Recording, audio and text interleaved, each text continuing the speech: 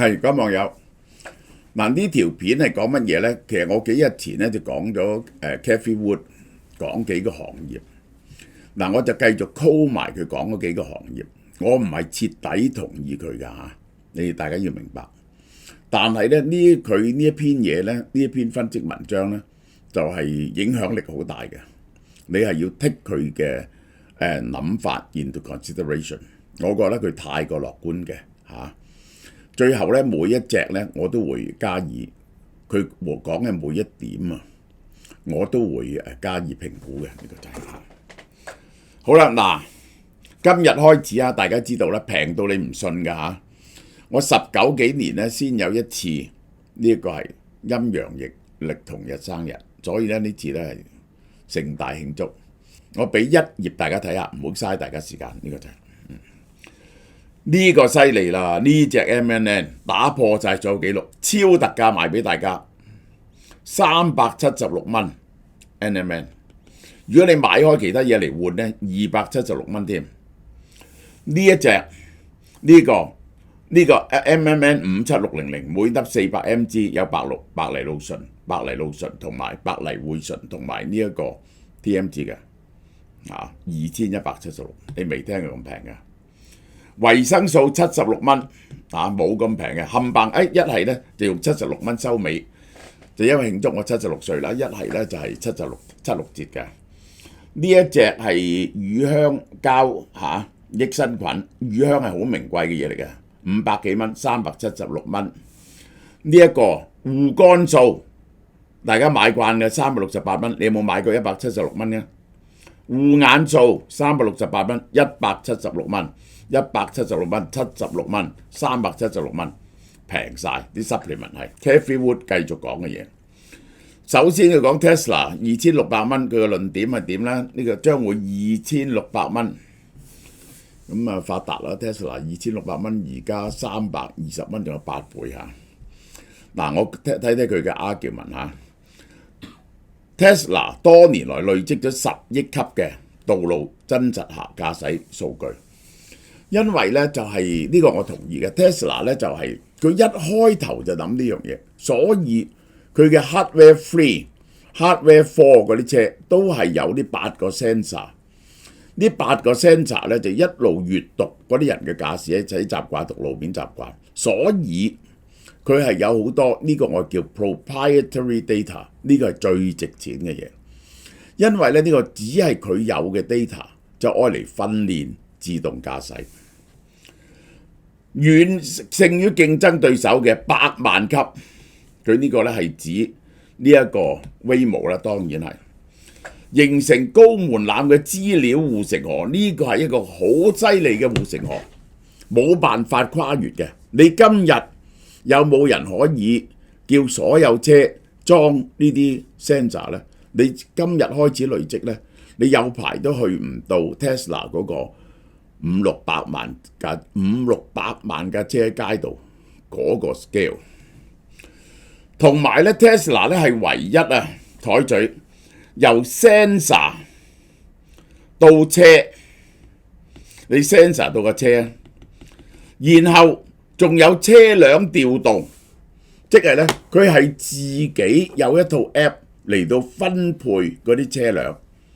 而家咧 Waymo 咧係要靠 Uber， 而你去點 Uber 嗰時咧，佢唔會話俾你聽嚟緊嗰架係咪 Waymo 喎，咁樣喎，呢個係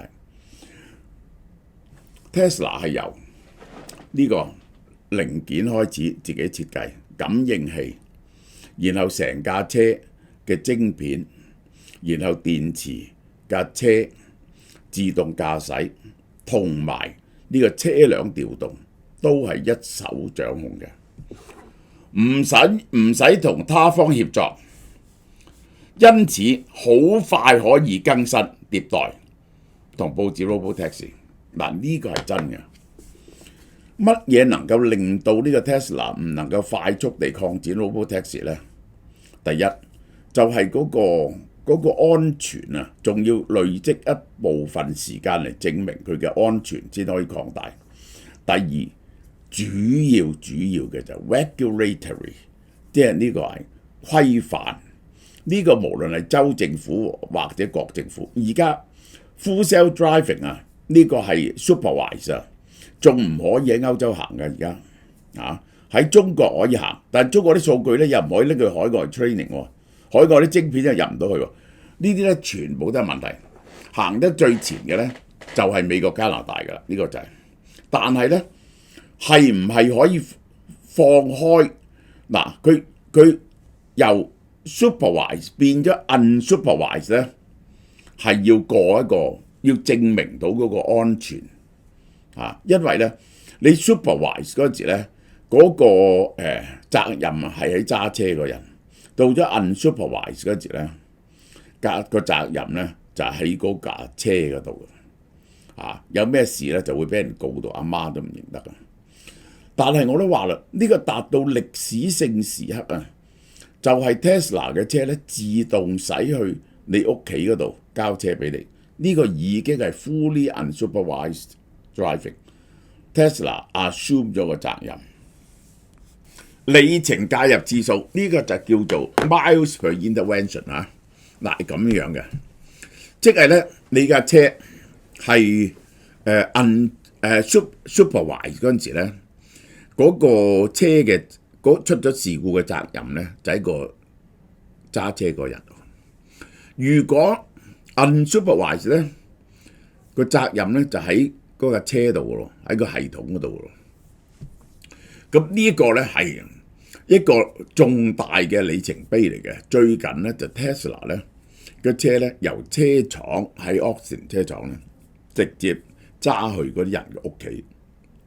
嗱呢個咧就已經好大膽 ，Tesla 咧就 assume 咗個責任㗎啦，呢個已經係好啦。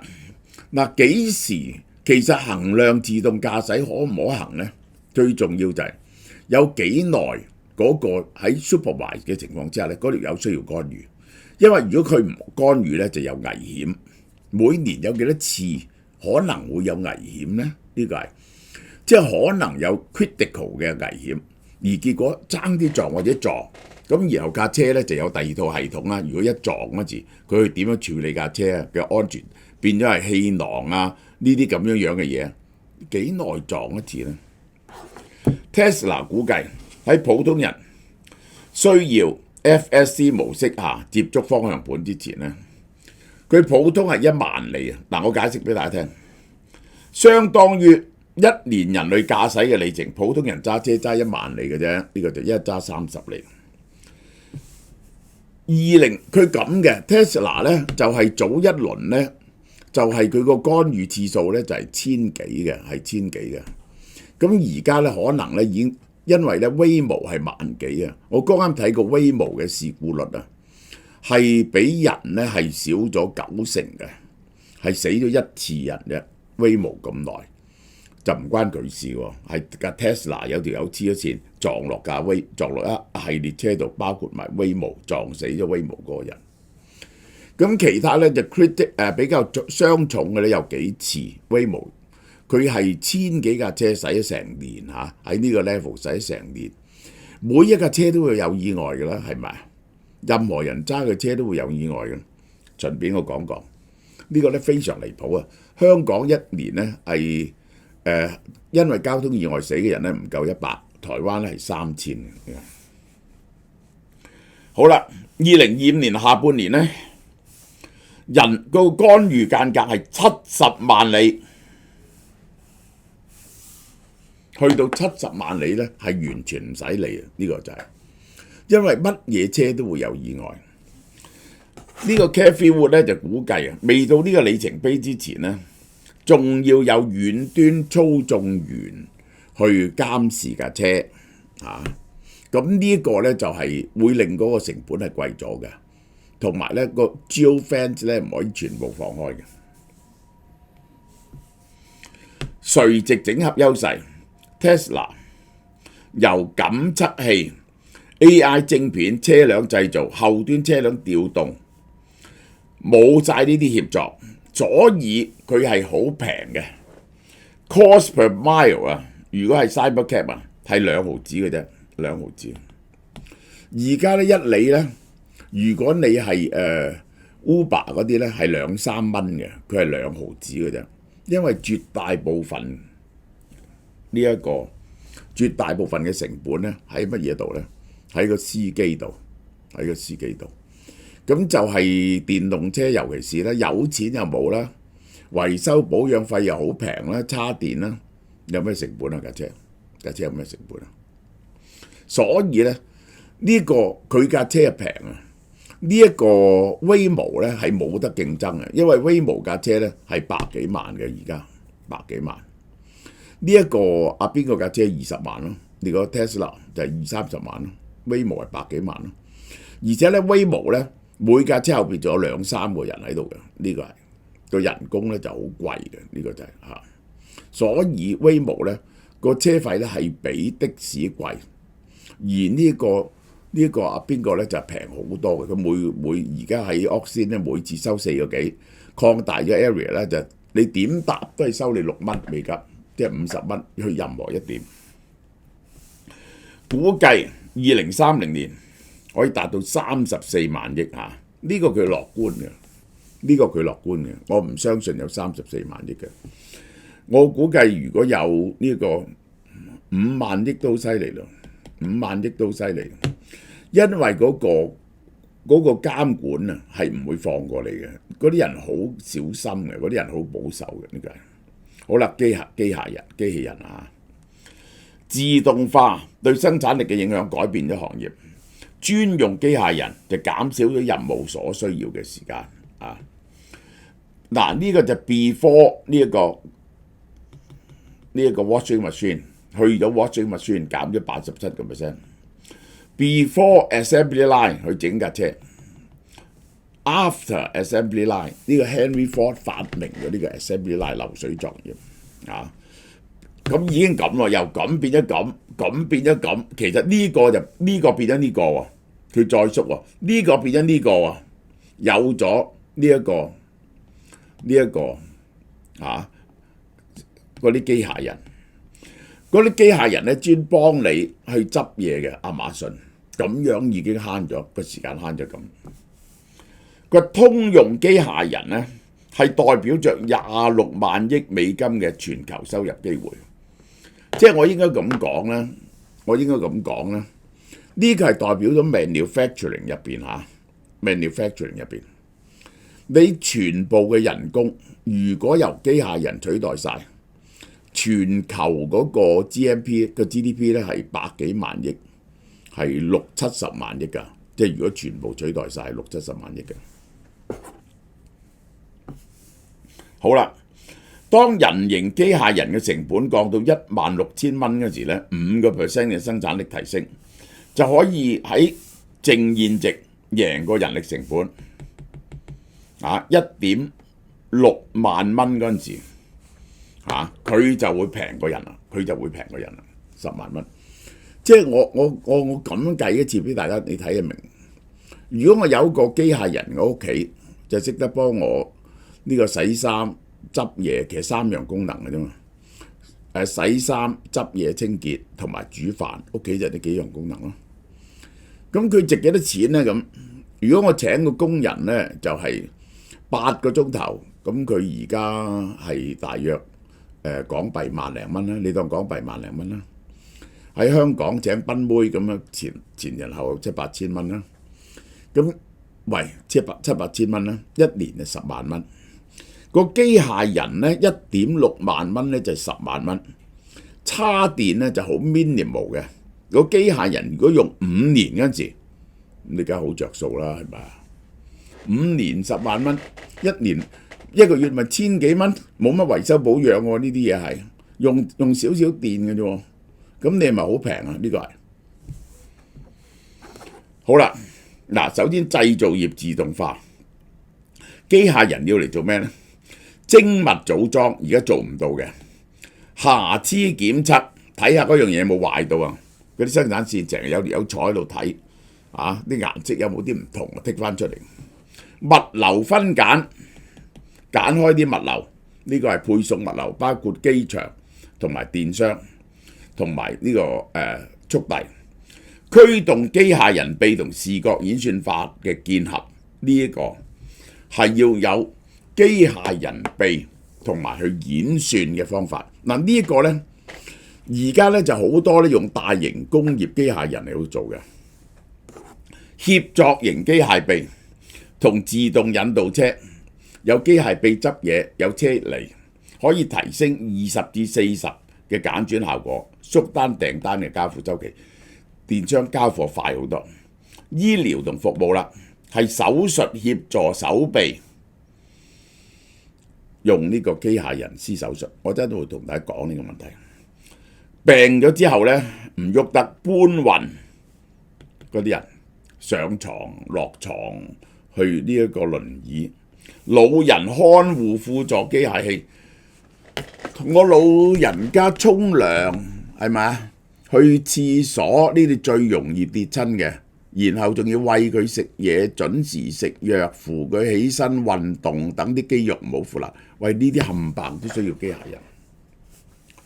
點解要人形機械人呢？ humanoid， 我哋點解叫 humanoid 呢？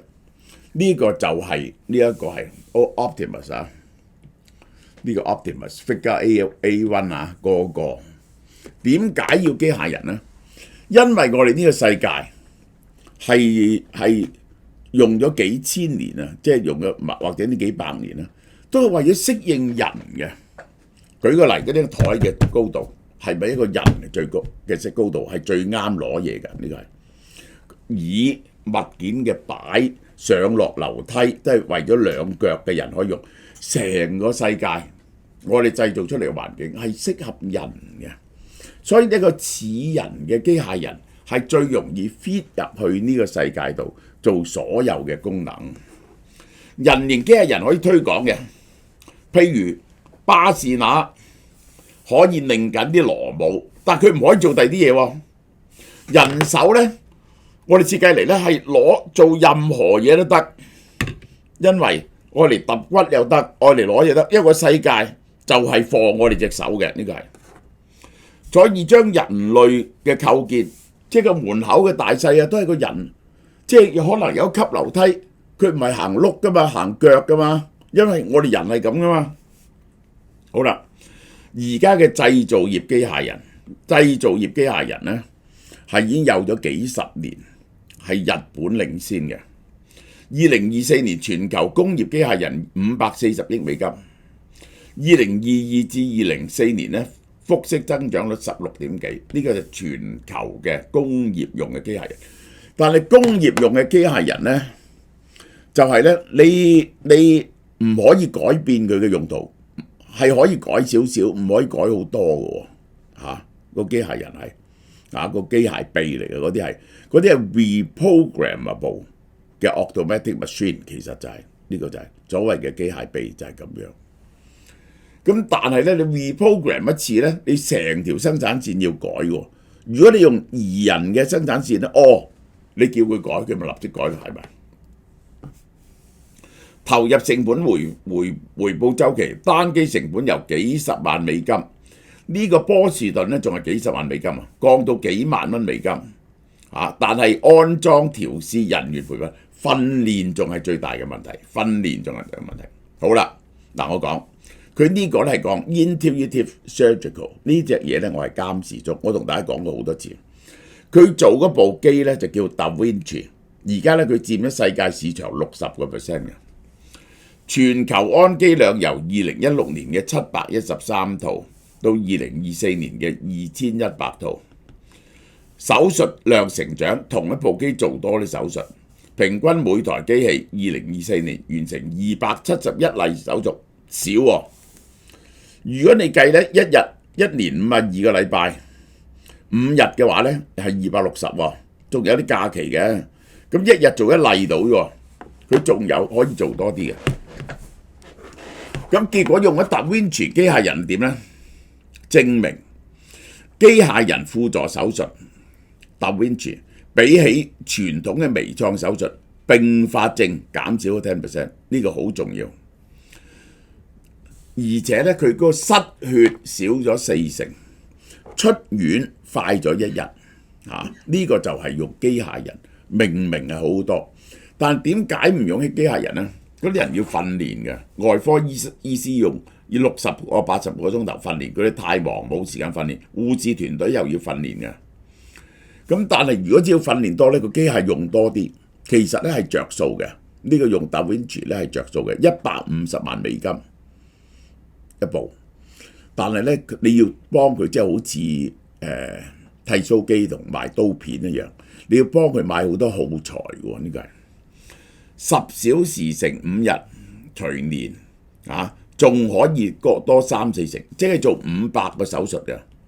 做500個手術嗰陣時咧，嗰隻 Intuitive Surgical 咧，佢嘅收入就會多咗好多，因為佢賣啲耗材同你保養啲機器。佢推薦 Intuitive Surgical。Intuitive Surgical 咧1000幾億嘅個市值已經係呢隻最大嘅，其他有人做緊，冇得同佢競爭嘅，呢個就係好啦。區塊鏈究竟點解咁重要咧？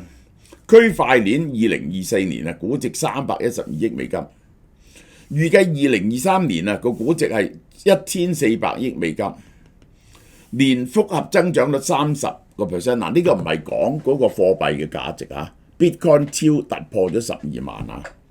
隨着 DeFi、NFT 呢啲應用成熟，企業對安全交易同埋資產代幣化嘅需求急速上升。我講你乜嘢 ？Decentralized Finance 去中心化嘅金融 ，Crypto 咧就係去中心化嘛。啲穩定幣咧，你如果擺喺嗰個每一個穩定幣咧，佢都係一個去中心化嘅貨幣嚟嘅。佢嘅總銷量啊，總鎖倉量啊，已經2000億美金下，兩隻嘅啫，泰迪幣同埋呢一個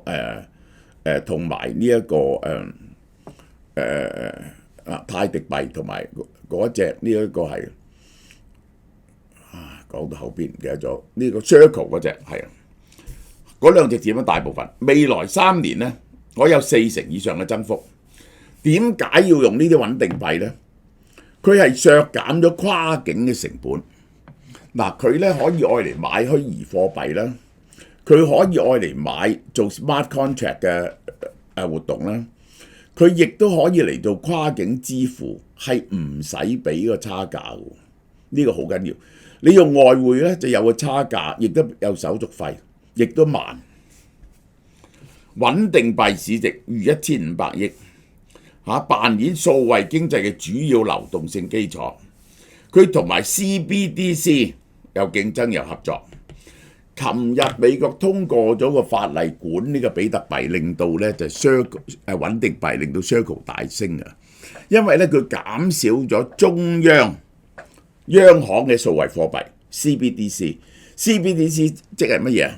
即係數字人民幣，唔係 CBDC 咁呢個。好啦，佢有4種嘅穩定幣係嗱。而家我哋講緊呢一個Circle 就係呢隻法定穩定幣。而家咧美國就會要求每一個穩定幣入邊都係有現金 back 嘅，政府係會 audit 你嘅，字都係你一係拎現金，一係拎即係存款啦，一係就拎短期嘅國庫債券，唔可以拎長期嘅國庫債券嘅。算法穩定幣靠呢一個智能合約算法維持個價格嘅。其實以前 FTX 嗰個就係一樣咁嘅嘢嚟㗎，但呢個好容易作弊。穩定幣價值來於加密或者幣抵押品。嗱，呢個咧就係即係咧佢收嗰啲幣翻嚟做抵押，然後咧就發貨幣啊。而佢嘅價值咧就在於佢嘅加密，以穩定價值嘅商品作為抵押。商品穩定幣嗰陣時咧曾經咧呢個委內瑞拉咪想出石油幣嘅，就係商品穩定幣。CBDC 央行數字貨幣試點廣泛，大陸搞咗幾年，我話佢注定失敗，因為佢唔用呢一個 blockchain， 唔用 blockchain 嗰個貨幣其實就係一個中央貨幣。你一唔聯網呢個貨幣就唔存在噶嘛，係咪？你一定要翻去中央銀行檢驗中央嗰度，然後先知個貨幣存唔存在。咁樣同埋 Alipay 有咩分別呢？超過90個國家啟動央行數字貨幣研究同試點。數字人民幣，中國搞咗5年，個交易量得8000億，唔好講啦。好啦，去中心化，企業應用1200間企業喺供應金融入邊佈置區塊呢個供應鏈方案。冇區塊鏈之前係個中央化嘅世界，大家去銀行度對數。區塊鏈一就係比特幣，大家冇咗中央嗰個幣係獨自存在嘅，但個交易困難。呢個就叫區塊鏈2.0，就係以太坊。以太坊咧就認證咗啲智慧合約，而家區塊鏈3.0入你嘅實體生活同埋物聯網嗰度。呢個就係透過穩定幣去做，呢個就係好啦。跨境結算 Ripple 平安計算嗰個調錢咧，由3日變咗幾秒鐘，幾緊要啊！智能合約呢個 smart contract 冇得改嘅，呢個係同埋咧一定睇見你履行合約嘅。以太坊超過40%嘅交易量係智能合約。好啦，佢推薦嘅功夫 Coinbase、Ripple、Chainlink 醫療生物科技 CRISPR 呢個好緊要，呢個係點樣剪個基因？我哋而家已經實現咗乜嘢呢？靠剪古代嘅基因補落去，令到 Arctic Wolf 係復活喎，北極呢個恐狼復活喎，恐狼滅絕咗1萬幾年。咁咧就係呢個長毛象就嚟復活喎。長毛象咧係有60個基因同亞洲象唔同嘅，佢哋已經揾到晒呢60個基因，剪落去亞洲象嗰度。如果剪落亞洲象嗰度咧，咁就係而家佢係揾咧，佢將啲基因咧就呢60個基因擺喺隻老鼠度，結果出現一隻長毛老鼠。佢就擺落亞洲象嗰度咧，估計過2年咧就會出到呢個復活呢個長毛象。而且當然啊，剪輯呢個基因係可以醫到好多嘅疾病，亦都可以針對某種病準確地攻擊改遺傳基因 （genetic therapy）。合成生物醫象嘅市場規模不停飆升合成生物市場全球合成生物市場乜嘢合成生物市場？而家係可以製造到。用呢啲科技嚟到改個基因，做啲新嘅呢一個蛋白質出嚟，呢個係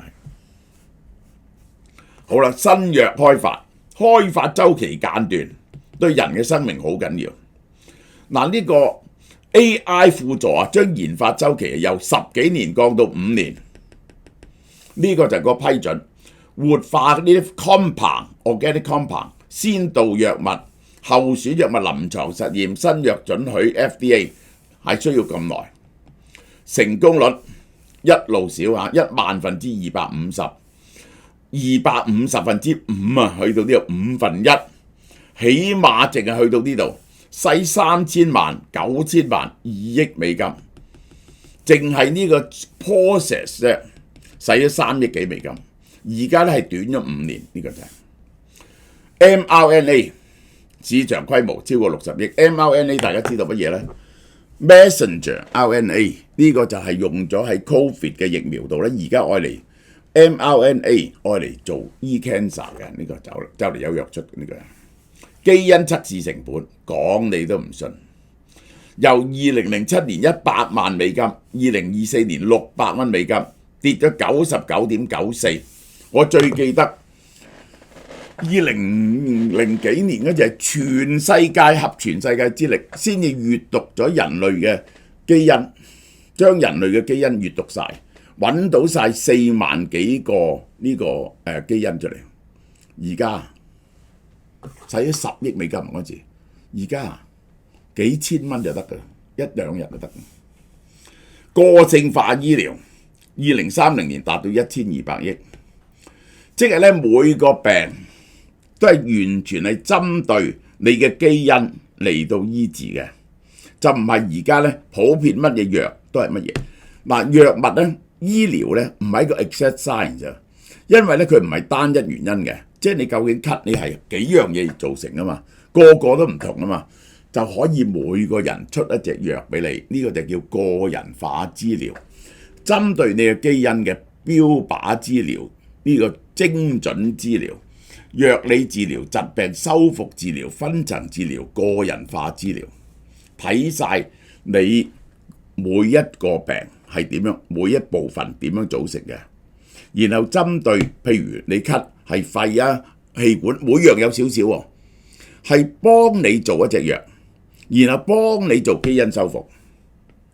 呢個最推薦呢隻咧 CRISPR 咧就係嗰隻剪接嘅技術 Illumina。Moderna 咧就係大家知啦，就係而家佢mRNA 疫苗啊嘛，而家就轉咗做咩咯？轉咗做呢一個 cancer 咯，疫苗嘅好犀利咧。Illumina 咧就係幫你揾到照染將嗰個嗰啲 cancer cells 係染色嘅，知道要剪邊啲 cancer cells 出嚟。好啦，嗱，最近啲股票贏好多錢啦，咁大家咧，我可以話俾你聽，我係有啲擔心嘅，究竟嗰個我一早就講咗美股會創新高啊，咁係咪要某段時期減息咧？係咪要買翻 Tesla 咧？如果你裝咗50蚊美金咧，我係有緊急消息通知你嘅。呢10蚊美金有咩睇？50蚊美金而家最新嘅就有投資哲學啦、印度投資啦，仲有每個禮拜2、3隻嘅，譬如我哋而家講 Coinbase 啦、Robinhood 啦，呢啲咧我哋冚唪有研究報告嘅。雖然我冇買，但係街道多人買嘅，我哋都有呢個研究報告出俾你嘅。每個禮拜2、3篇緊急消息最犀利啦，私信形式。譬如我開始買邊隻股票，我立即通知你。呢個好緊要，就係喺3個禮拜前啊，我話 NVIDIA 將會創新高，係130幾蚊嗰時緊急消息。呢個就係呢個更加重要嘅就係話俾你聽，我幾時減持啲股票嚇，避開嗰啲風險，一個消息就值好多錢。嗱，有啲人成日都話揾唔到喺邊啊，俾咗錢喺呢度揾嘅。而家咧50蚊聊天室咧係有個專員 Kira 去答你哋問題，佢就會將你問題 send 俾我，久唔久入去答一答嘅。呢個就係我會2個禮拜後到啦，2、3個禮拜後咧，我就開始做一個直播，淨係喺 Clubhouse 度對話，淨係 for 50蚊嘅會員嘅。好啦，嗱呢個月啊，我76歲生日，買會員費買會員咧係有8折優惠嘅，大家快啲買啦 ，OK。